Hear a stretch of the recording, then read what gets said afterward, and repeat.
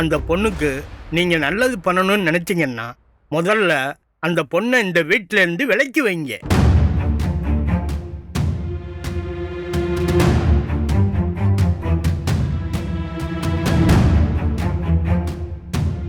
கல்யாணம் ஆயிடுச்சுன்னா புருஷனோட வந்துட்டு போறது தப்பா தெரியாது.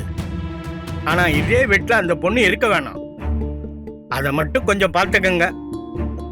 நீங்க சொல்றது இது வரைக்கும் நாங்க யோசிக்காத விஷயமா இருக்கு. ஆனா அதை எப்படி எடுத்துக்கிறதுன்னு தான் தெரியல. மாமா, அவர் சொல்றதும் சரிதானே. ஒருத்தரோட கல்யாணம் நிச்சயமாகி அது நின்னு போய் திரும்ப பிரீத்தி அவர வீட்லயே இருந்தா ஊர் உலகம் பிரீத்திய தானே தப்பா பேசும் மாமா. நாம இதை புரிஞ்சுக்குவோம், ஆனா எல்லாருமே இதை புரிஞ்சுக்குவாங்கன்னு நம்ம எதிர்பார்க்க முடியாது இல்லையா?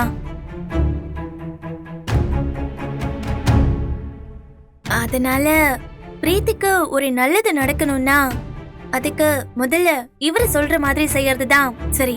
உங்களுக்கு தெரிஞ்ச பொண்ணுன்னு வேற சொல்றீங்க. நீங்களே எப்படியாவது பேசி புரிய வைங்க. கண்டிப்பாங்கய்யா, கண்டிப்பா. நான் எதுவும் தப்பா சொல்லலையே. ஐயோ, அப்படிலாம் இல்லைங்க. நீங்க சரியா தான் சொல்லியிருக்கீங்க. நல்லதுங்க.